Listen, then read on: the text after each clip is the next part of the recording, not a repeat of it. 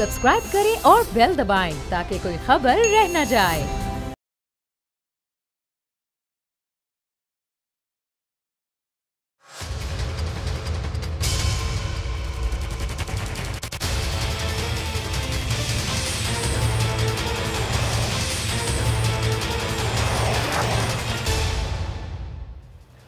अस्सलाम वालेकुम, आप देख रहे हैं प्रोग्राम बस बहुत हो गया। मैं हूं अरबाब जहांगीर। ऑपोजिशन तो ऑपोजिशन, आजकल वजीर आजम इमरान खान के अपने इत्तेहादी ही उनसे कुछ खास खुश दिखाई नहीं दे रहे और ऐसा लग रहा है कि आने वाले वक्तों में वजीर आजम इमरान खान के लिए सबसे बड़ा मसला महंगाई को कंट्रोल करना नहीं बल्कि अपनी हुकूमत बचाने के लिए इत्तेहादियों के साथ इत्तेहाद को बरकरार रखना होगा। वज़ीर आज़म इमरान खान ने इस्लामाबाद में इत्तेहादी जमातों के एजाज़ में ज़ोहराना दिया, जिसका मकसद तो मुख्तलिफ कौमी और सियासी उमूर पर इत्तेहादियों को एतमाद में लेना था, लेकिन ज़ोहराने में हुकूमत और इत्तेहादियों के दरमियान बेएतमादी खुलकर सामने आ गई। हुकूमत की अहम इत्तेहादी जमात मुस्लिम लीग काफ ने मुख्तलिफ मामलात पर तहफ़्फ़ुज़ात की वजह से ज़ोहराने में शिरकत ही नहीं की। काफ लीग के रहनुमा मोने सलाही ने तंज़िया कहा कि हमारा तहरीक इंसाफ से इत्तेहाद वोट की हद तक है, हमारे मुआहदे में इमरान खान के खाने खाना शामिल नहीं है। काफ लीग के रहनुमा तारिक बशीर चीमा ने वज़ीर आज़म पर तनकीद करते हुए कहा कि वज़ीर आज़म हर हफ्ते लाहौर आते हैं, कभी काफ लीग को मुशावरत में शरीक नहीं किया जाता। जब काफ लीग वज़ीर आज़म के लिए अहम ही नहीं तो फिर ज़ोहराने में जाकर क्या करना है। वज़ीर आज़म के ज़ोहराने में शिरकत करने वाले बाकी इत्तेहादियों का मूड भी काफ लीग से कुछ मुख्तलिफ नज़र नहीं आया। इत्तेहादियों ने वज़ीर आज़म से हल्के के अवाम के मसाइल हल ना होने पर एहतजाज किया और तरक्याती फंड्स मेगा प्रोजेक्ट ना देने पर तहफ़्फ़ुज़ात का इजहार भी किया। MQM पाकिस्तान के रहनुमा खालिद मकबूल ने ज़ोहराने में कराची पैकेज, लापता कारकुनों का मामला और अपनी पार्टी के तहफ़्फ़ुज़ात पेश किए। GDA की रहनुमा फहमीदा मिर्ज़ा ने अंदरूनी सिंध को नज़रअंदाज करने पर तहफ़्फ़ुज़ात ज़ाहिर किए। वज़ीर आला बलूचिस्तान ने भी वज़ीर आज़म से वफाकी हुकूमत की जानिब से वादों की तकमील ना होने पर शिकवा किया। इन सब तहफ़्फ़ुज़ात और शिकायत के बाद वज़ीर आज़म इमरान खान ने दोबारा इत्तेहादियों से एक और वादा किया और उन्हें यकीन दिलाया कि उनसे किए गए तमाम वादों को पूरा किया जाएगा। वज़ीर आज़म इमरान खान ने इत्तेहादियों को अपोजिशन से डायलॉग ना करने की वजह भी बता दी। कहा कि वो तो चाहते हैं कि अपोजिशन से डायलॉग हो, लेकिन अपोजिशन NRO मांगना शुरू कर देती है, इस वजह से डायलॉग नहीं हो रहे। अपोजिशन से ज़ाती मफाद की शराइत पर डायलॉग बेमायने होंगे। अगर नैब केसेस में रियायत ही देनी है तो फिर ऐसे डायलॉग का क्या फ़ायदा। इसी पूरी सूरत हाल पर गुफ्तगू करेंगे। पाकिस्तान तहरीक इंसाफ के सीनियर रहनुमा शौकत यूसुफजई साहब हमारे साथ मौजूद हैं। शौकत साहब, काफ लीग आज आई नहीं वज़ीर आज़म के ज़ोहराने में और बड़े सख्त बयानात तारिक बशीर साहब की जानिब से, मोनी सलवी साहब की तरफ से आए कि हमारा सिर्फ इत्तेहाद वोट की हद तक है, हमने कोई खाने तो नहीं खाने वज़ीर आज़म के। तो क्या ये नुक्ता आगाज़ है काफ लीग के हुकूमत से अलहदा होने का? क्या लगता है आपको? बिस्मिल्लाहिर्रहमानिर्रहीम। देखिए, काफ लीग ने भी कहीं नहीं जाना है, हमने भी उनको नहीं छोड़ना है, इस तरह की बात नहीं है। ये तो जब घर के अंदर भी होते हैं तो बर्तन तो टकराते रहते हैं, लेकिन उसका ये मतलब नहीं है कि बर्तन उठा के बाहर फेंक दें। ये तो जमहूरियत है, उनकी अपनी पार्टी है, उनका अपना सिस्टम है। वो ये तो नहीं कि हमारी पार्टी में जम हुए हैं, उनकी अलग पार्टी है अपनी। और थोड़े बहुत वो तो होता रहता है। शेख रशीद साहब जो कहते हैं अक्सर के जुड़ो शुरू होनी चाहिए कभी कभार, तो ये जुड़ो शुरू ही है, इससे ज्यादा कुछ नहीं है इंशाल्लाह। तो क्यों नाराज हैं शौकत साहब काफ लीग आपसे? क्या वजह है, क्या तहफ़्फ़ुज़ात हैं उनके? नहीं, कुछ भी नहीं, ये तो होता रहता है।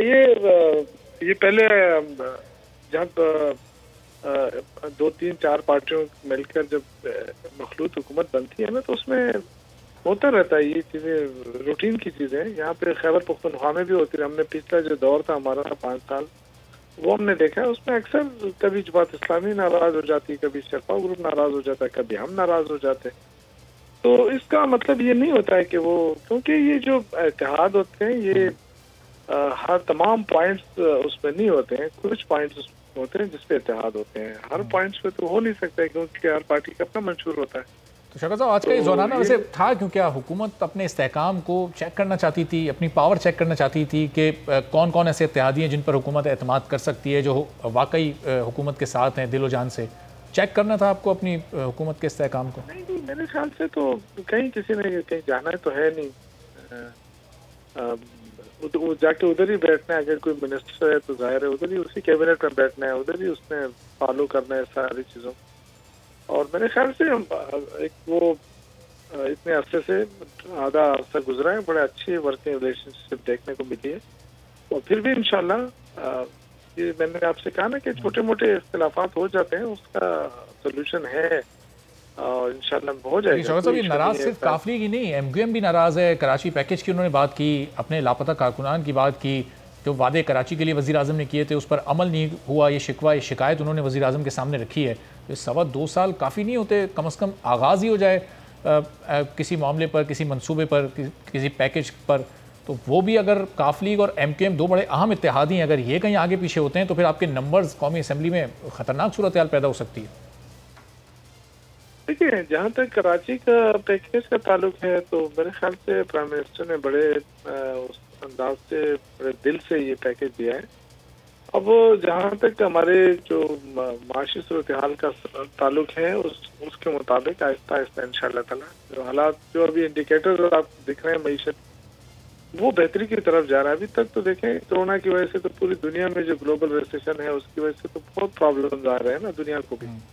और जाहिर है हम भी एक छोटा मुल्क है, गरीब मुल्क है, अगर इतना बड़ा असर पड़ रहा है बड़े बड़े मईशतों को तो हमें भी असर पड़ा है। लेकिन इसके बावजूद प्राइम मिनिस्टर की नियत है, वो चाहते हैं कि कराची जो है वो बेहतर हो, सिंध बाकी सूबे बेहतर हो। तो उसमें जब उन्होंने पैकेज का ऐलान किया तो इंशाअल्लाह ताला जरूर उसके लिए बंदोबस्त होगा। जैसे जैसे मईशत हमारी उठती है, बेहतरी आती है, वो डेफिनेटली इंशाल्लाह उनको रिलीज भी होंगे, उनके मुतालबे भी पूरे होंगे। लेकिन इस वक्त जो सूरत हाल है वो कोरोना की वजह से काफी मुश्किलात रही है इस मुल्क को, और वो जो हमारे इत्तेहादी हैं उनको भी इस बात का इल्म है और वो भी इसको बखूबी समझते हैं कि जी इश्यूज हैं।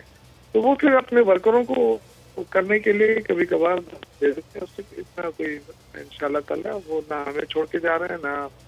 शौकत साहब, वैसे आपने तसल्ली कर ली है काफ लीग या MQM के किसी से, इनमें दोनों जमातों में से किसी का PDM से कोई रब्ता तो नहीं हुआ, इसलिए फिर ये बहुत ज़्यादा नाराज़ इस वक्त हुकूमत से हों, कहीं कोई बैकडोर राब्ते चल रहे हों? ऐसे देखिए, PDM के साथ जाना तो खुदकुशी होगी ना। PDM के पास तो कोई एजेंडा नहीं है, PDM के पास लीडरशिप नहीं है। अभी आप देखें इस वक्त मरियम और बिलावल जो गिलगित बल्तिस्तान में है, अभी गिलगित बल्तिस्तान में किसकी हुकूमत रही है 4 साल? आपको भी पता है। और अगर वहाँ पीपल्स पार्टी की हुकूमत रही है तो फिर मरियम उस पर क्यों तनकीद कर रही है? और उससे पहले अगर पीपल्स मुस्लिम लीग की हुकूमत रही है तो बिलावल क्यों तनकीद? तो हमारी तो वहाँ हुकूमत नहीं रही है ना। तो वो तो अभी एक दूसरे के खिलाफ वहाँ भी तकरीरें कर रहे हैं और नरम लहजे में, या क्या उनकी जो जलसे हैं क्या वो मुश्तरक हो रहे हैं वहाँ पे?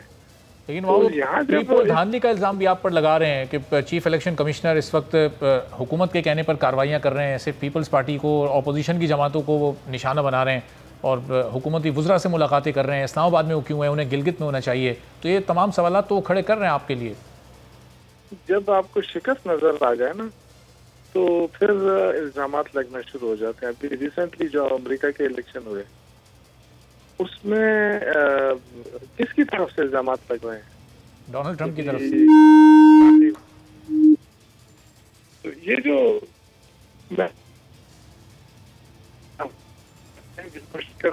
नजर आ रही हो अभी दोनों पार्टियों को, पीपल्स पार्टी और नून लीग, तो जिस तरह यहाँ से लोग को मुस्तरद किया है इंशाल्लाह वहाँ भी लोग मुस्तरद करेंगे।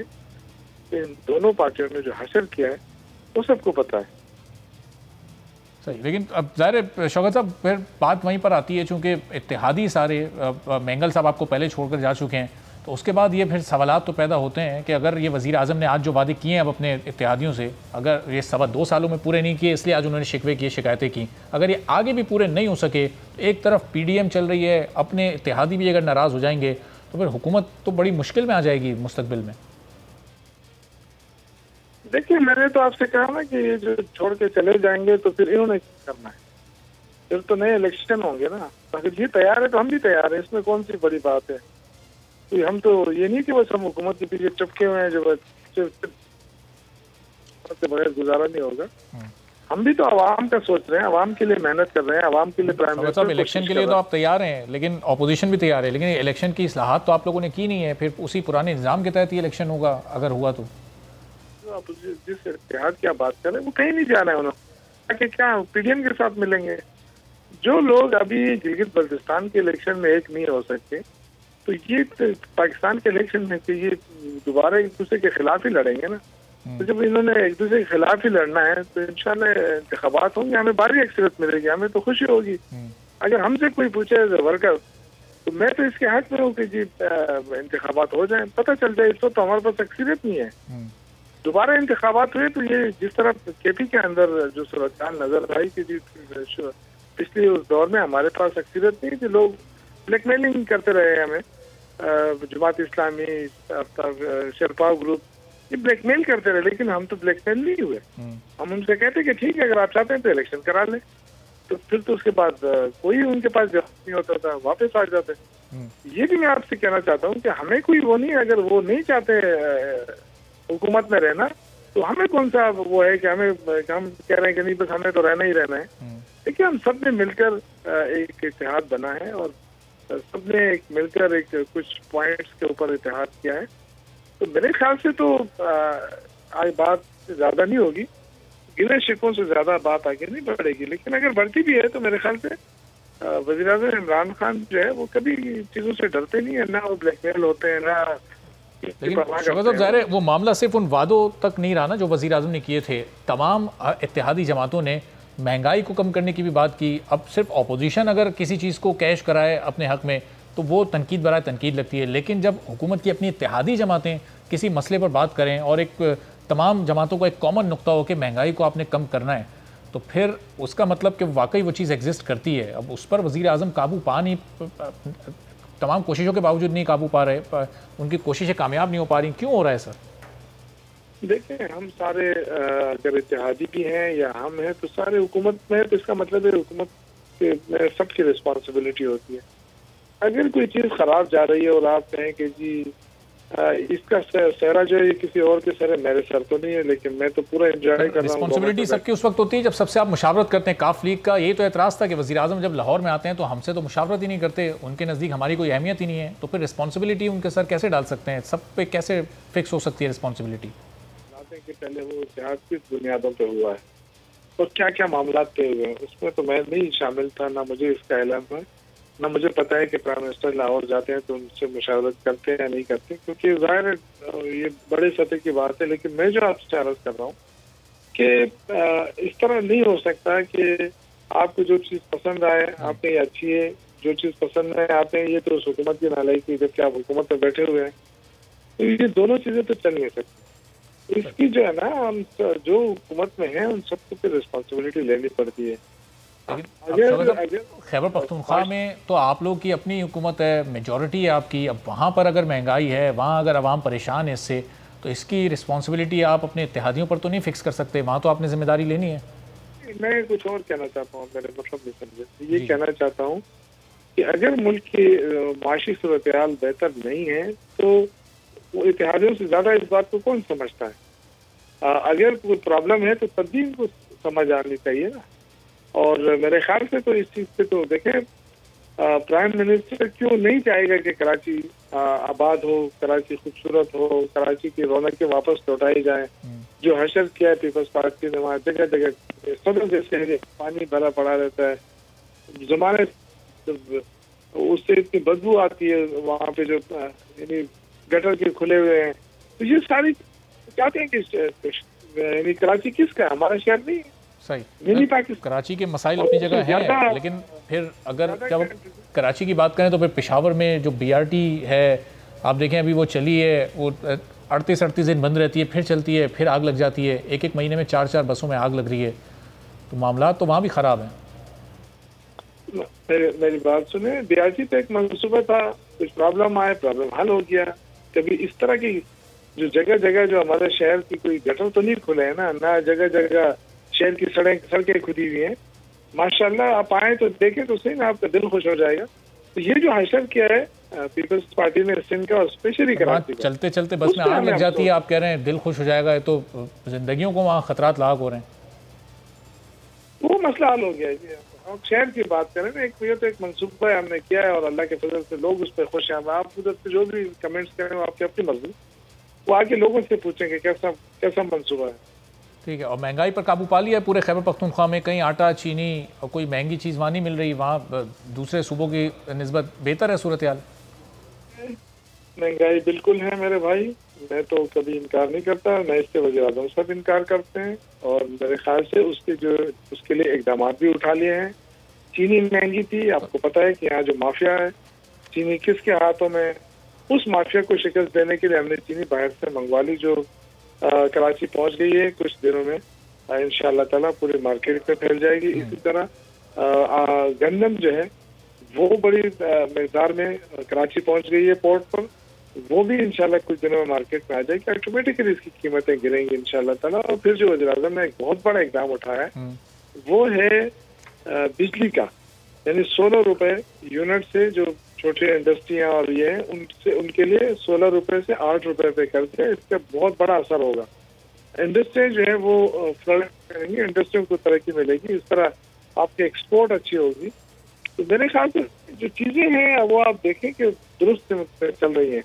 अब अपोजिशन के पास तो यही है ना कि चीनी महंगी या आटा महंगा, तो वो दोनों सस्ती हो जाएंगे इंशाल्लाह ताला कुछ दिनों में, जब मार्केट में अवेलेबिलिटी हो ना, जब आपको ये खतरा ना हो कि जी कोई चीज शार्टेज पे जा रही है तो कोई जखीरा अंदोजी नहीं हो सकती, फिर लोग निकालेंगे कि जी ये सब कब तक हो जाएगा, कितना टाइम लगेगा? मेरे ख्याल से हफ्ते 2 की बात है इंशाल्लाह ताला, आप देखिए हफ्ते 2 में हो जाएगा।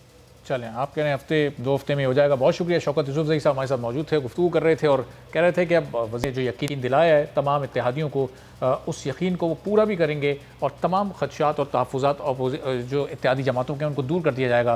पीपल्स पार्टी के सीनियर रहनुमा फैसल करीम कुंडी साहब हमारे साथ मौजूद हैं और इसी सूरत हाल पर ज़रा उनसे भी कुछ गुफ्तगू करते हैं। तो फैसल साहब, आज काफ लीग शामिल नहीं हुई ज़ोहराने में, आपको हैरत हुई कि एक इत्तेहादी जमात ने इस तरह से अपने तहफ़्फ़ुज़ात का इजहार किया? जो दीगर जमातें आई थीं उन्होंने भी अपने अपने तहफ़्फ़ुज़ात और वादे याद दिलाए जो हुकूमत इन 2.25 सालों में पूरे नहीं कर सकी।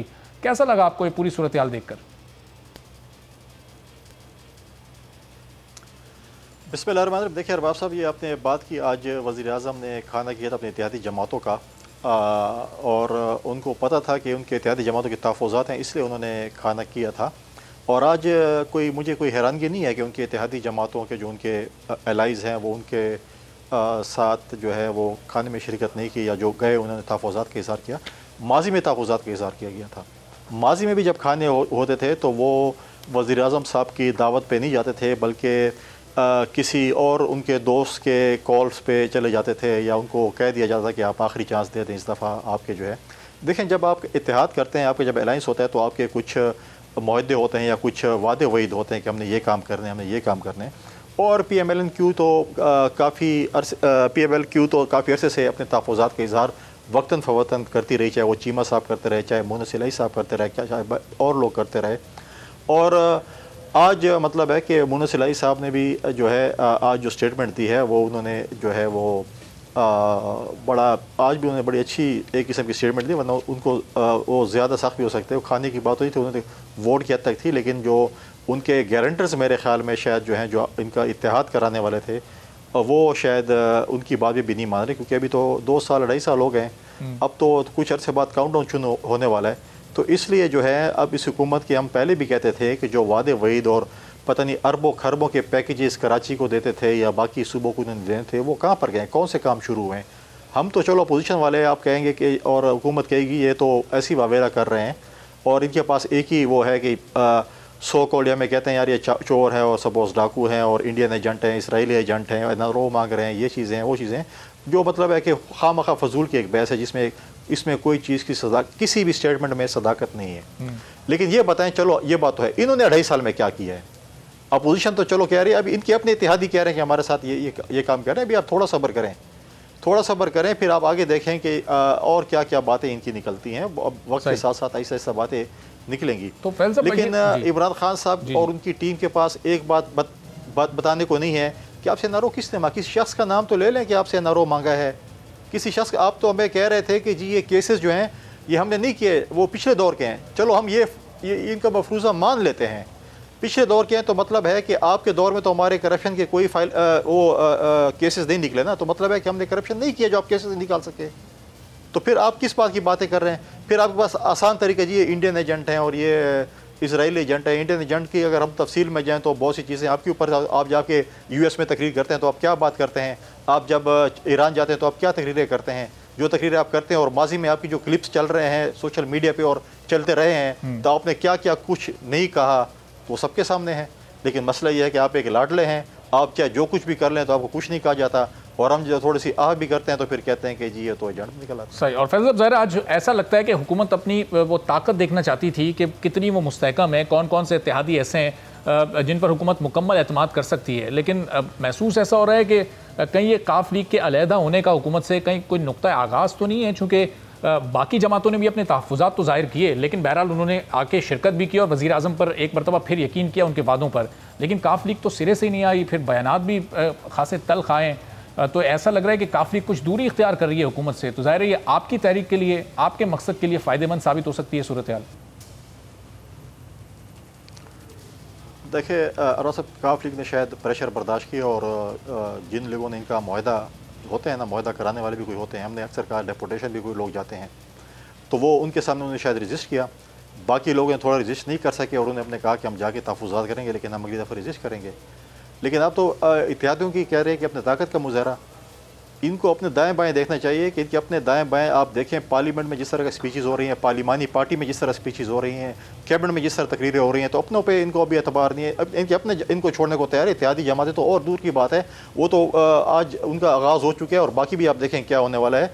लेकिन अपने जो इनके अपने जो PTI की टिकट होल्डर, जो PTI की टिकट पर जो है आए, वो भी जो है वो कैबिनेट में भी और पार्लिमानी पार्टी में भी और पार्लियामेंट में भी खड़े होकर जो बातें करते हैं वो सबके सामने है।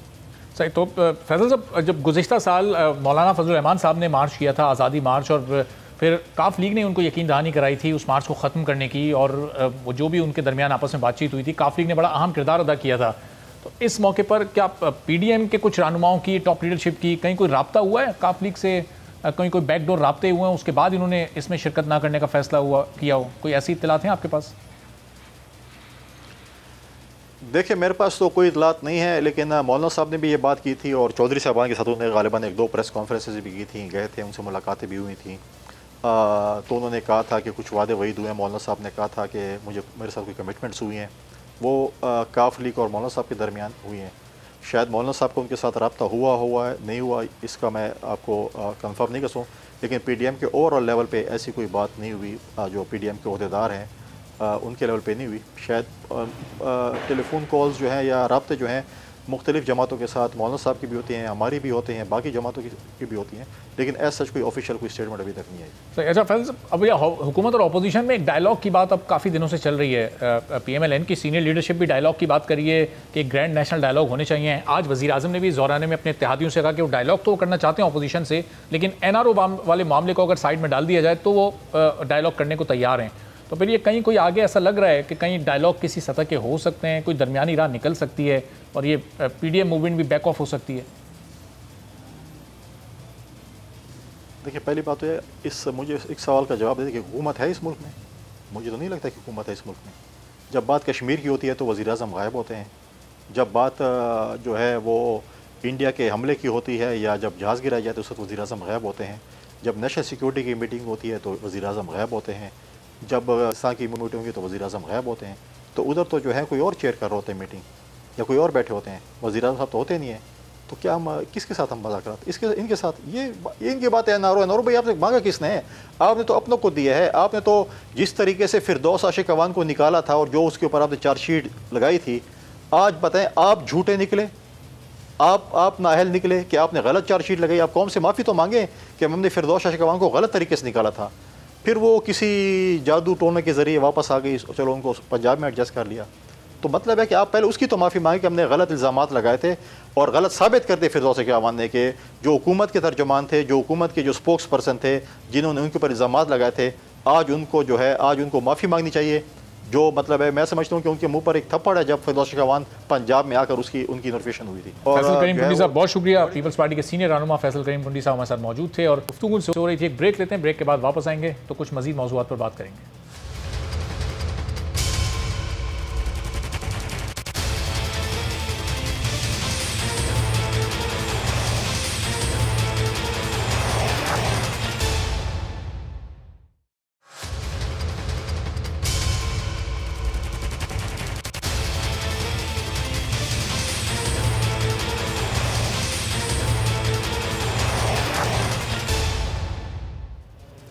प्रोग्राम में एक बार फिर आपको खुशामदीद कहेंगे। और सिंध हुकूमत कराची में बड़े पैमाने पर तरक्याती काम करवाने के दावे करती है। रोजाना वुज़रा टीवी पर आते हैं, प्रेस कॉन्फ्रेंस करते हैं, बताते हैं कि फला सड़क बनवा दी, फला अंडरपास बना दिया, NICVD की तारीफें करते नहीं थकते।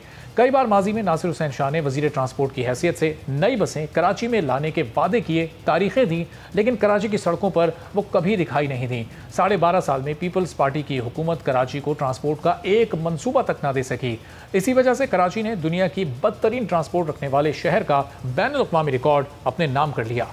आलमी जरीदे ब्लूमबर्ग ने एक रिपोर्ट शाये की है जिसमें कराची को बदतरीन पब्लिक ट्रांसपोर्ट रखने वाला शहर करार दिया गया है। रिपोर्ट में लिखा है कि मुल्क की ज़रूरत का आधा रेवेन्यू कमा कर देने वाला शहर कराची सियासी तौर पर यतीम हो चुका है। कराची की 42% आबादी को अशरों पुरानी ट्रांसपोर्ट पर ही इन्हिसार करना पड़ता है। रिपोर्ट में यह भी लिखा है कि कराची वाले खटारा बसों की छतों पर सफ़र करने पर मजबूर हैं। सड़कें टूटी फूटी हैं। 15 साल से कराची सर्कुलर रेलवे का निज़ाम बहाल नहीं हो पा रहा। पीपल्स पार्टी की सूबाई हुकूमत ने अप्रैल 2018 में 10 बसें चलाईं जो 1 साल बाद ही बंद हो गईं। उसके बाद नई बसें ना आ सकीं। कई बार वादे किए गए लेकिन वो वादे वफा ना हुए।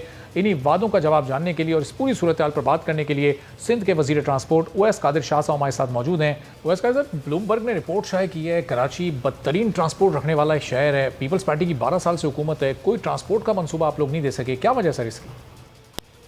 देखिए जी, अब मैं इस पे ज़्यादा नहीं बोलूँगा कि ब्लूमबर्ग ने क्या रिपोर्ट शाया की है। लिखने वाले ने लिख दिया, ये भी नहीं देखा कि पर्से पर्दा हालात क्या रहे हैं, माजी में किस तरह की फंडिंग्स रही हैं। ठीक है, 12 साल से पाकिस्तान पीपल्स पार्टी की हुकूमत है और अल्हम्दुलिल्लाह आगे भी रहेगी।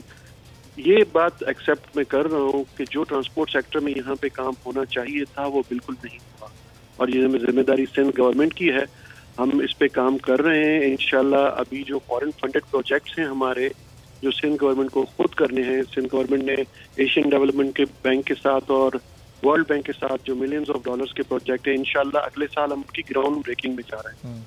बिल्कुल ये बात हकीकत है जो इस रिपोर्ट में कहा गया है कि इस चीज़ को अगर आप इस तरह देखें जो उन्होंने लिखा है, अब उस पर तो बहस नहीं करूँगा मैं, लेकिन वाकई ट्रांसपोर्ट सेक्टर में जितनी डेवलपमेंट होनी चाहिए थी दूसरे सेक्टर्स के मुकाबले में, बिल्कुल कराची में दूसरे सेक्टर्स में बहुत काम हुआ है और वो जो 12 साल में मिसाली चीज़ें हुई हैं, एजुकेशन सेक्टर हो, हेल्थ सेक्टर हो, इंफ्रास्ट्रक्चर हो, बहुत डेवलपमेंट हुई है। लेकिन वाकई ट्रांसपोर्ट सेक्टर अभी उन चीज़ों से कासिर है जो उसमें होना चाहिए था। इनिशियली अभी जो हमने प्रोजेक्ट स्टार्ट किए हैं, अभी जो पिछले 1-1.5 साल में हुए, जो कोविड की वजह से बहुत सी चीजें डिले भी हुई हैं, लेकिन अल्हम्दुलिल्लाह जो आप खुद कह रहे हैं कि जो काम होना चाहिए था उस तरह से नहीं हुआ, तो क्यों नहीं हो सका? वजूहात क्या है इसकी? 12 साल में ट्रांसपोर्ट का निज़ाम क्यों बेहतर नहीं हो सका बल्कि और बदतर हो गया? देखिए अरबाब साहब, सबसे पहली बात ये कि ट्रांसपोर्ट सेक्टर के लिए ह्यूज फंडिंग की ज़रूरत है और माजी की बात मैं नहीं करूँगा या पिछले अदवार की बात नहीं करूँगा। ये पिछले 2 साल में जो सिंध गवर्नमेंट के साथ फेडरल गवर्नमेंट का रवैया रहा है, पिछले 2 हफ्ते तक की मैं अगर आपको रिपोर्ट देता चलूँ तो पिछले 2 हफ्ते तक हम 60 बिलियन रुपीस शॉर्टफॉल में एज पर NFC शेयरिंग, जो NFC के तहत सिंध गवर्नमेंट को पैसे मिलने चाहिए थे। अब अगर इस तरह हर महीने शॉर्टफॉल आता रहेगा तो जो हमने प्रोजेक्ट्स बनाए हैं जिनमें बिलियंस ऑफ रुपीस की जरूरत है, तो वो किस तरह हम डेवलपमेंट सेक्टर की तरफ जाएंगे? ऊपर से कोविड आ गया। कोविड में भी आपने देख लिया कि सिंध गवर्नमेंट की कोई मदद नहीं की गई। जो सिंध गवर्नमेंट की अपनी फाइनेंशियल रिसोर्सेज थे उससे हमने सारी चीजें की। फाइनेंशियल क्या फेडरल गवर्नमेंट की तरफ से सिंध गवर्नमेंट को क्या सपोर्ट हुई? कुछ नहीं। अब इस वक्त बिल्कुल ये आप जो कह रहे हैं मैं इस पे बिल्कुल डिनाई नहीं कर रहा हूँ। कराची के लिए बहुत बड़े मंसूबे ट्रांसपोर्ट के लिए होने चाहिए थे जो इस वक्त तक नहीं हुए, लेकिन हम उन पे काम कर रहे हैं और इंशाल्लाह बहुत जल्द ये चीजें ग्राउंड पे आएंगी। अप्रैल 2018 में जब वो 10 बसें चलाई गई थी, वो फिर 1 साल बाद वो बंद हो गई, वो भी सही होकर वापस नहीं आ सकी सड़कों पर, उसकी क्या वजह बनी? देखिए उनमें से कुछ बसेस तो चल रही हैं। मैंने ये 3-4 चैनल्स पे कहा है। जो भी देखिए इस पे बात ना की जाए क्योंकि वो चंद बसेस हैं। कराची की रिक्वायरमेंट तो बहुत सारी बसेस हैं। मैं जिस तरह आपको कह रहा हूँ कि पिछले 10 महीने से हम जिस प्रोजेक्ट पे काम कर रहे हैं वो 250 बसेस का है, लेकिन उसके लिए भी हमें फंड्स की ज़रूरत है। फंड्स अभी तक हमारे पास अवेलेबल नहीं है। जिस तरह फंड्स की अवेलेबिलिटी होगी, इस वक्त सिंध गवर्नमेंट की और हमारे honourable chief minister Murad Ali Shah साहब की भी ये प्रायोरिटी है कि इस वक्त हम इस ट्रांसपोर्ट सेक्टर में जितना हो सकेगा डेवलपमेंट के फंड्स जो है जारी करेंगे ताकि ट्रांसपोर्ट सेक्टर को एलिवेट किया जाए। तो वैसे जब नासिर हुसैन शाह साहब वज़ीर ट्रांसपोर्ट थे, वो अपने दौर में वही 2018 वाले दौर में वो कई बार तारीखें देते रहे, वो डेट्स देते रहे, डेडलाइंस देते रहे कि वो नई बसें आ रही हैं, इतनी बसें आ जाएंगी, मसला हल हो जाएगा। वो तारीखें, वो वादे भी कभी पूरे नहीं हुए। उसकी क्या वजह थी? वो एक डेट दे देते थे लेकिन फिर उस पर इम्प्लीमेंट नहीं हो पाता था। अरबाब साहब देखें, कोई भी पॉलिटिकल रिप्रेजेंटेटिव, कोई भी अवामी आदमी कभी कोई ऐसी बात नहीं करेगा, कोई ऐसी डेट नहीं देगा कि जो वो पूरी ना कर सके, कोई ऐसा ऐलान नहीं करेगा जो पूरा ना हो सके। देखें, अगर कोई भी पॉलिटिकल रिप्रेजेंटेटिव कोई ऐलान करता है, कोई डेट देता है, तो उसके पीछे उसका होमवर्क किया हुआ होता है, उसके पीछे उसकी मेहनत होती है। अगर वो मंसूबा पाया तकमील तक नहीं पहुंचता तो उसके पीछे भी बहुत सारी वजूहात होती हैं। बिल्कुल आपकी बात ठीक है कि माजी में ये ऐलानात भी हुए, डेट्स भी दी गई। मैं इसलिए इस वक्त कोई ऐलान नहीं कर रहा हूँ, कोई डेट नहीं दे रहा हूँ।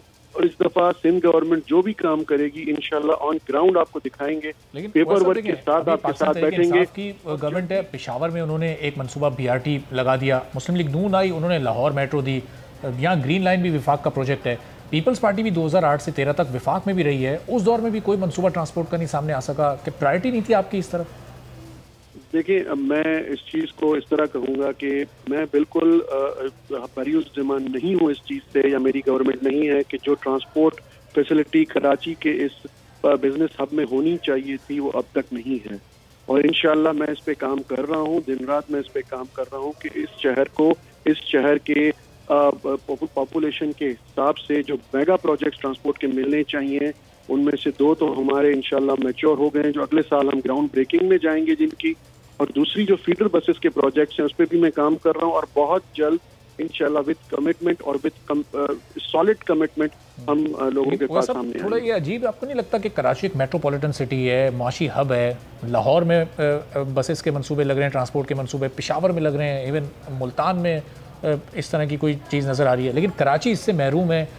तमाम जमातें अब विफाक में आ चुकी हैं। सिर्फ हम मौजूदा हुकूमत की नहीं बात करते, नून लीग की नहीं बात करते, आप भी आ चुके हैं। आप तीनों बड़ी जमातें विफाक में भी गवर्नमेंट में रह चुकी हैं, इसके बावजूद कराची इस तरह के प्रोजेक्ट से महरूम है। तो अफसोसनाक सूरत हाल नहीं आपकी नज़र में? अरबाब साहब देखिए, मैं आपकी बात को डिनाई नहीं करूंगा। मैं सिर्फ इतना कहूंगा कि आपने जो मिसाल दी है, ठीक है, हमारे सूबे हैं, हमारे मुल्क के शहर हैं, इनमें जो बड़े बड़े प्रोजेक्ट्स आए हैं, मैं किसी पे क्रिटिसाइज नहीं करूंगा। लेकिन आप अगर माजी में देखें, अगर आपने माजी की बात की तो माजी में ये भी देखते जाएं कि कराची की सिंध गवर्नमेंट की, सिंध हुकूमत की और सूबा सिंध की जो फंडिंग है, पंजाब, बलूचिस्तान और KP की फंडिंग्स किस तरह रही हैं। पंजाब में जो इतने बड़े बड़े मंसूबे बने, इतना बड़ा मंसूबा ऑरेंज लाइन का, ऑरेंज ट्रेन का कर रहे हैं, वो भी CPEC का है। लेकिन अगर सिंध की बात आती है, जब KCR की हम बात करते हैं, तो इस वक्त की फेडरल गवर्नमेंट ML1 को तरजीह देती है और KCR को CPEC से निकलवा देती है। अब ये तो है फेडरल गवर्नमेंट की तरजीहात। माजी में भी अगर देखें तो सिंध हुकूमत पीपल्स पार्टी की थी और नवाज लीग की गवर्नमेंट थी। फंडिंग्स के इश्यूज उस वक्त भी आए। देखिए, जो माजी में हुआ उस पर हम बहस नहीं करते। बिल्कुल मैं ये एक बात एक्सेप्ट कर रहा हूँ कि ये बिजनेस कैपिटल है हमारा, हमारे लोगों का यहाँ पे हक है कि बहुत अच्छे अच्छे प्रोजेक्ट्स होने चाहिए थे।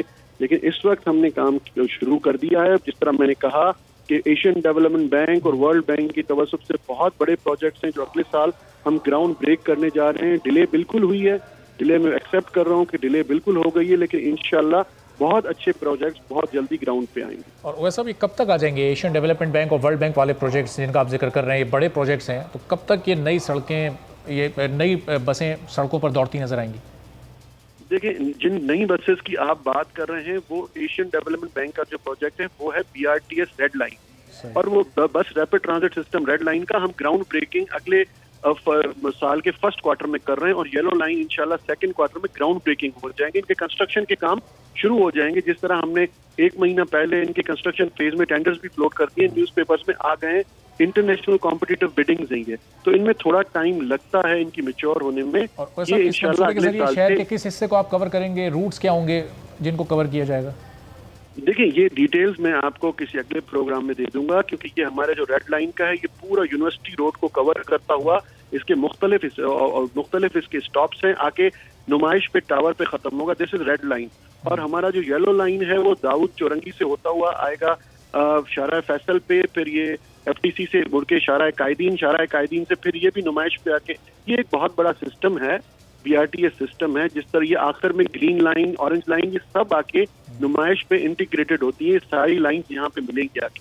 लेकिन जिन बसेस की आप बात कर रहे हैं, फीडर बसेस की, जिनका जिक्र भी हो रहा है, जिस तरह मैंने कहा कि उसके लिए हमने स्कीम एक फ्लोट की है, we are waiting for the funds.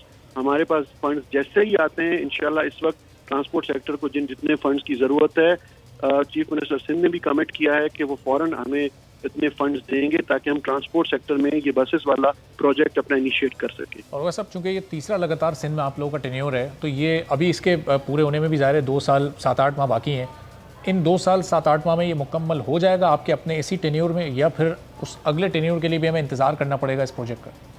इंशाल्लाह अल्लाह खैर करेगा, ऐसी कोई बात नहीं होगी, अगले टेन्योर का इंतजार नहीं करना पड़ेगा। जो फीडर बसेस और बीआरटी बसेस दो अलग चीजें, बीआरटी लाइंस अलग हैं, फीडर बसेस अलग हैं। जिन फीडर बसेस की मैं बात कर रहा हूँ, हमारे पास ये जो फंड्स की कमी है, ये जिस तरह हमारी पूरी हो जाती है, फंड्स हमें इजरा कर दिए जाते हैं ट्रांसपोर्ट डिपार्टमेंट को, तो विद इन 3 to 5 months इंशाल्लाह बसेस हमारे कराची के रोड्स पे होंगी। और वैसे अगर आने वाले दिनों में केसीआर भी फाल हो जाता है तो उससे भी कुछ मदद मिल सकेगी, ये शहर के ट्रांसपोर्ट सिस्टम को बेहतर करने में वो कुछ हेल्पफुल साबित हो सकता है?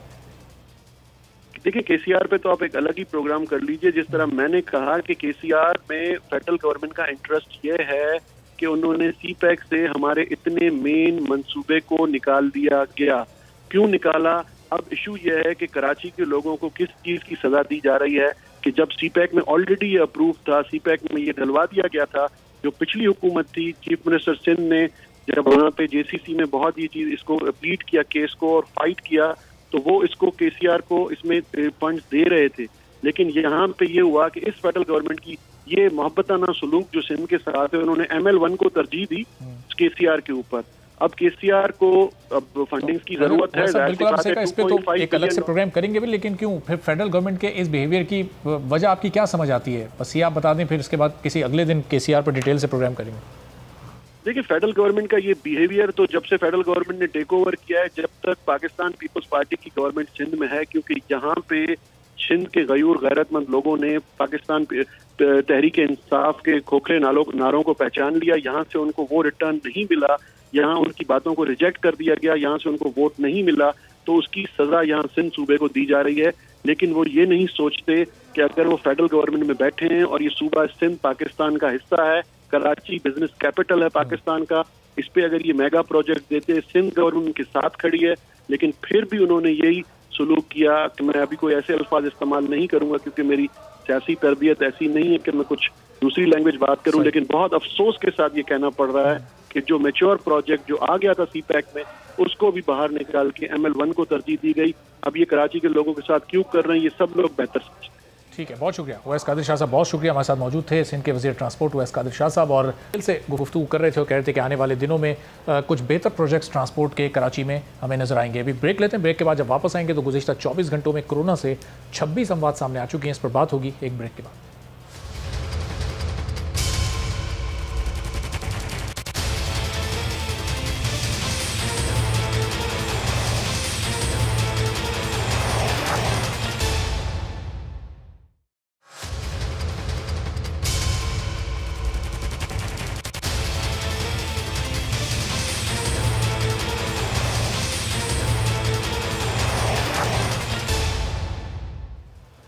प्रोग्राम में एक बार फिर आपको खुशामदीद कहते हैं। और मुल्क में कोरोना की दूसरी लहर इस वक्त बहुत तेज़ी के साथ ख़तरनाक होती जा रही है और गुज़िश्ता 24 घंटों के दौरान 3 माह बाद एक रोज़ में सबसे ज़्यादा 26 हलाकतें सामने आई हैं। NCOC के मुताबिक मुल्क में 3 माह बाद एक रोज़ के दौरान ये कोरोना से होने वाली सबसे ज़्यादा हलाकतें हैं।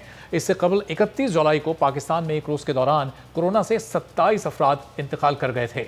National command and control centre को कोरोना के मुमकिना फैलाव की मुकम्मल मालूमात जदीद टेक्निक्स के साथ फराम करने वाला इदारा LFD है और दुनिया भर में कोरोना की दूसरी लहर से मुतालिक LFD क्या तजवीज़ करता है, क्या माइक्रो लॉकडाउन या स्मार्ट लॉकडाउन करना चाहिए या पहले की तरह मुकम्मल लॉकडाउन की तरफ जाना चाहिए। LFD के CEO सैयद तजम्मुल हुसैन साहब हमारे साथ मौजूद हैं, डॉक्टर अताउर रहमान साहब भी हमारे साथ मौजूद हैं, मोहताज नहीं है।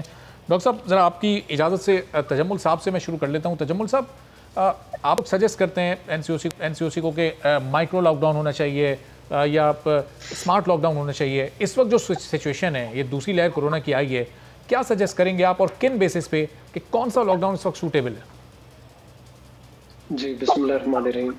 सबसे पहले तो शुक्रिया, आपने अपने शो में इनवाइट किया बाप। देखिए, हम लोग जब ग्लोबली डेटा स्टडी करते हैं तो एक चीज़ हमारे सामने आती है, वो ये कि ये जो सेकंड वेव आई है जिन जिन कंट्रीज में अभी तक आ चुकी है, पहली वेव के हिसाब से ये 2 से 3 गुना ज़्यादा स्ट्रॉन्ग आई है, other than Ireland and Canada, जहाँ पे हम देखते हैं कितना इफेक्ट इसका नहीं बढ़ा रहा।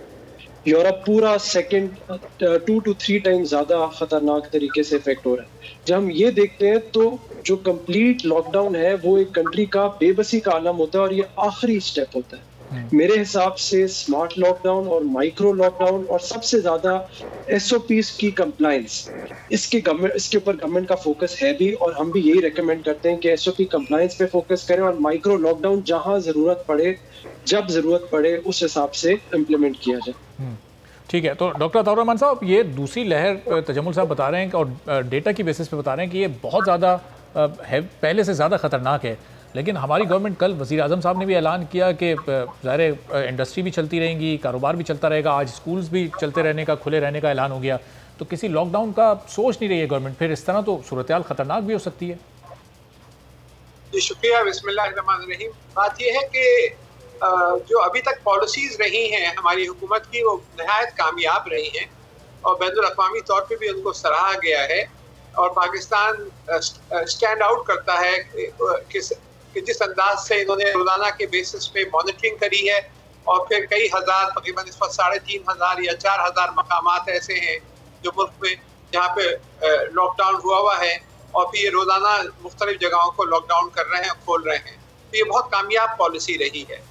लेकिन मसला ये है कि अवाम जो है वो रिलैक्स हो गए हैं और वो जो SOPs को पर अमल नहीं कर रहे, और जिसकी वजह से ये खतरा जो है बहुत तेज़ी से बढ़ता जा रहा है। और अगर ये इसी रफ्तार से बढ़ता गया तो फिर हम मजबूर हो जाएंगे एज अ लास्ट रिजॉर्ट कि हम कंप्लीट लॉकडाउन की तरफ जाएं। लेकिन वो नहीं होना चाहिए। हमें कोशिश करनी चाहिए कि जिस तरह अभी तक बचे रहे हैं उसी तरह बचे रहें। और इसमें जो एक बड़ा किरदार मेरे नज़रिए में ये है कि जो हवाई जहाज़ जो इस वक्त चल रहे हैं, शुरू में एक सीट छोड़ के बिठाते थे, वो क्लोज स्पेस होती है, और दो जो इंटरनल फ्लाइट्स हैं 2-2.5 घंटे तक लोग आपस में बहुत करीब बैठे रहते हैं, वो एक जगह है जहाँ से ये फैल रहा है। तो फौरी तौर पे हुकूमत को चाहिए कि जितने लोकल ट्रैवल है वहाँ पे ये वाली SOP कि आप दूर बैठेंगे, करीब नहीं बैठेंगे, उसको मास्क पहनेंगे, उसको लागू करें। शादी हॉल के टाइमिंग्स तो ऑलरेडी लिमिट कर दिए गए हैं।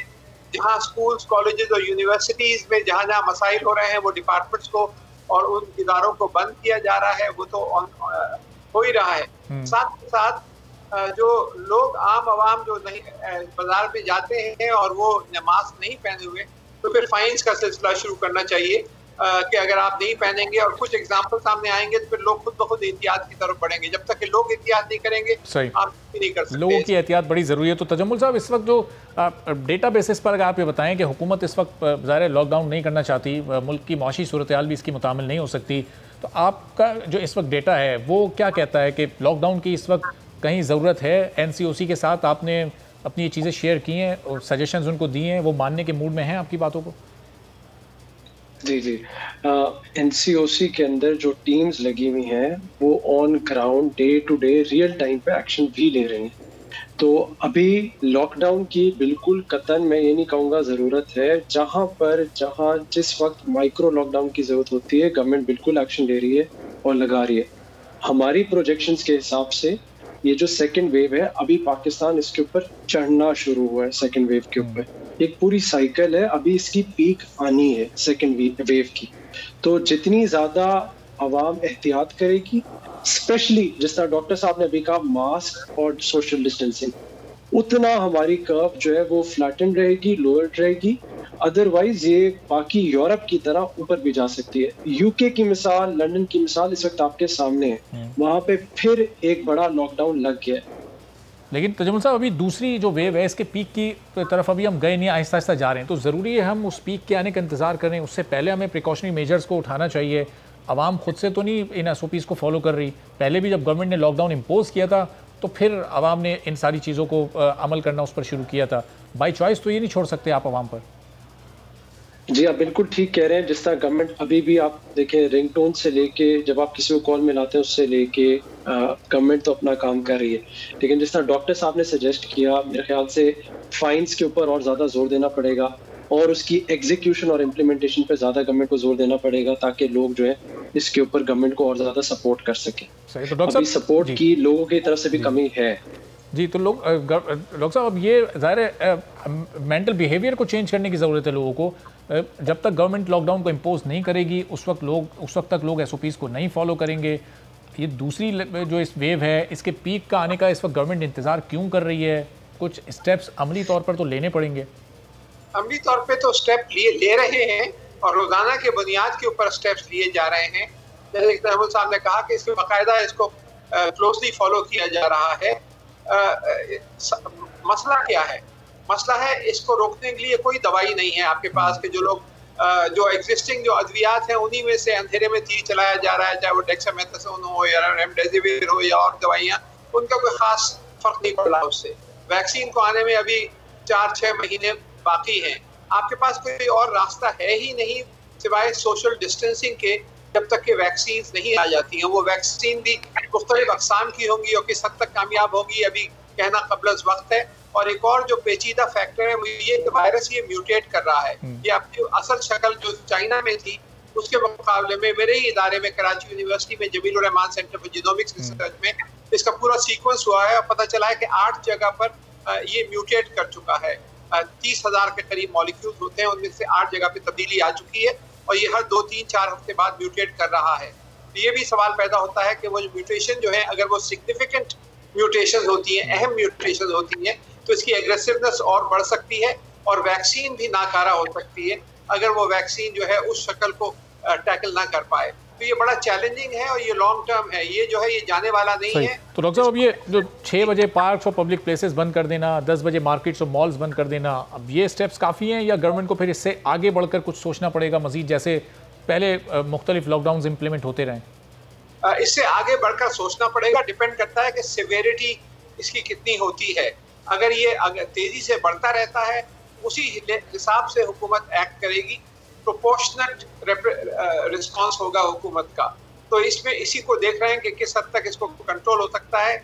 अगर सनतें बंद कर देंगे सारी तो उससे बहुत बड़ा एक प्रॉब्लम पैदा होगा क्योंकि लोगों को रोजगार का मसला पैदा हो जाएगा और गुरबा जो है उनको खास तौर पे उनको नौकरियों वगैरह का मसला बहुत बड़ा पैदा हो जाएगा अगर सब चीज बंद कर। और डॉक्टर साहब सॉरी टू कट यू, ये जो दूसरी वेव आई है क्या इसमें ये जो मौसम अब एकदम सर्द होना शुरू हुआ है, रातें ठंडी हो गई हैं, क्या ये फैक्टर भी इसमें कोई इंपॉर्टेंस रखता है? जी बिल्कुल रख सकता है क्योंकि ये पहली सर्दियां हैं इस खित्ते में इसलिए ये गुजर रहा है और हम देखते हैं फ्लू वायरस जो है वो सर्दियों में ज्यादा उभरता है और फिर गर्मियों में कम हो जाता है, तो उसका सीजनल नेचर होता है।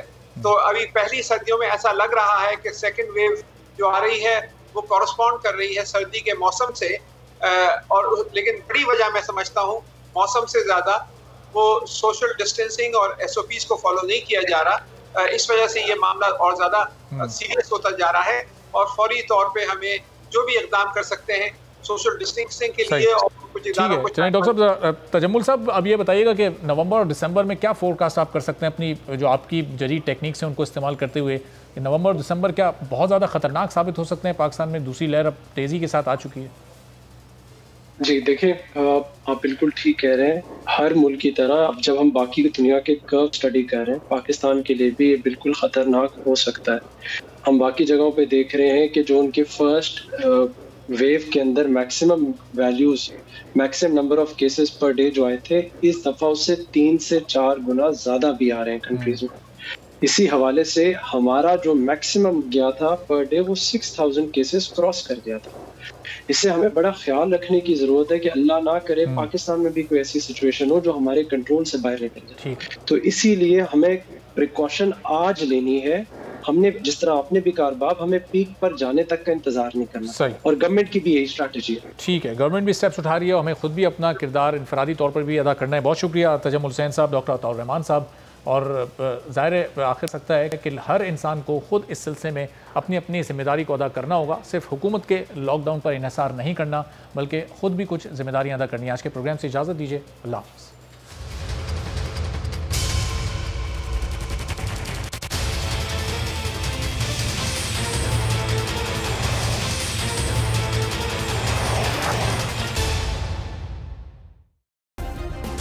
सब्सक्राइब करें और बेल दबाएं ताकि कोई खबर रह न जाए।